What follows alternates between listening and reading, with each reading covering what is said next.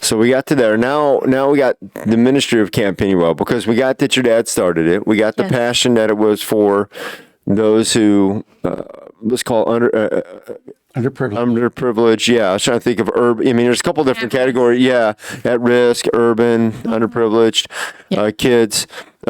You grew up in the city a little bit, so I can see how you get tied into. I was one of those kids. So yeah, absolutely. And so how what's he doing today? Like, how is that growing today, and how's that that mission continued, and how do you guys get support? Because obviously you said free, so I imagine that's got to play in there too.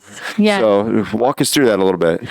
It's always been free, and one of the reasons, because the children that we wanted to reach couldn't afford to come to camp anyway, and we wanted to have a 5-star camp, the best there is, and we wanted to be able to allow them to come for free and not feel like a throwaway kid, and obviously lead them to the Lord. So the same time my dad was searching for funds, he was searching for churches, especially from East St. Louis, Berkeley, all around the area. He would reach out to local churches and said, hey, round up your local kids and bring them to camp. And then the goal is, when they leave camp, to plant them back in the organizations that brought them.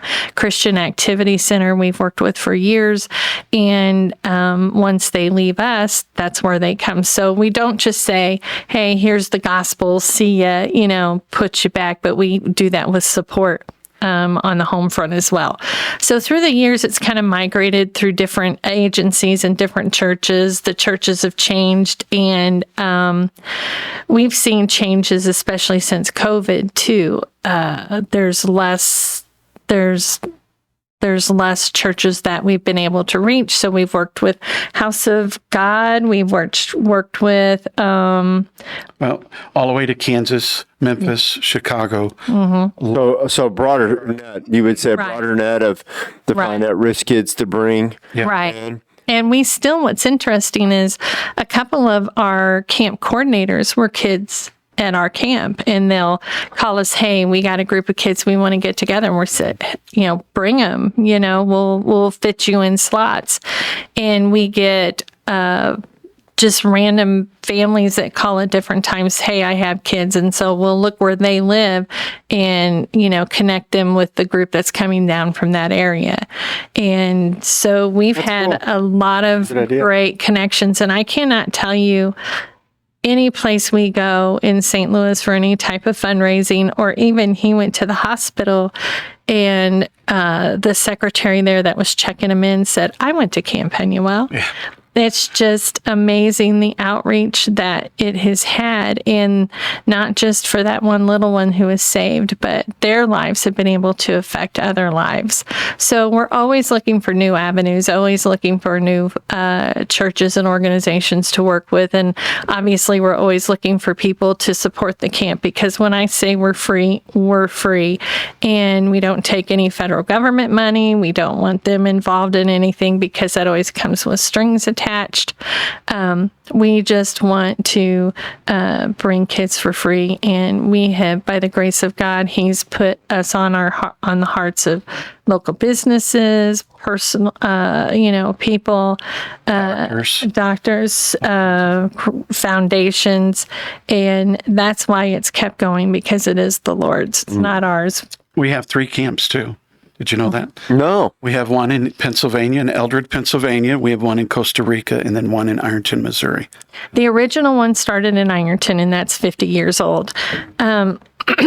We used to have a donated ad in Time magazine at one point, and a businessman from Kansas City, Missouri, called my dad. He goes, I want to do what you do in Pennsylvania, but I don't want to do it. You do it. So he literally donated all the funds for all the buildings. He owned the land, and it's been running since next year will be their 30th. Yeah. And so it's all under Camp Penuel, but that's Camp Penuel East. Then we had, in 2003, we had the opportunity. We have Costa Rican folks who come and actually are missionaries at our camp in Missouri. And one of our lovely missionaries met guy from Minnesota who was also volunteering at the camp. They met, fell in love, got married, moved to Costa Rica, called, and that one will be almost 20 years old, I guess, next year. Wow. Yeah, so they reach all of Central America. Yeah. So you guys have got about every decade a new place opens up. We're hoping. Yeah. She's not, but I want to see one in Guatemala.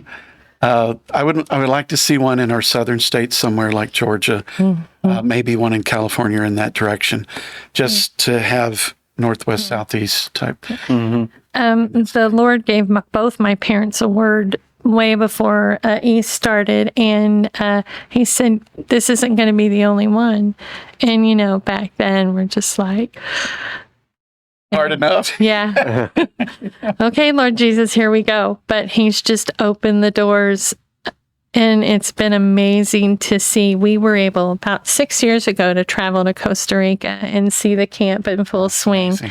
And what a blessing, it's just. Between all three, we see about 1,200 children come to know the Lord every year.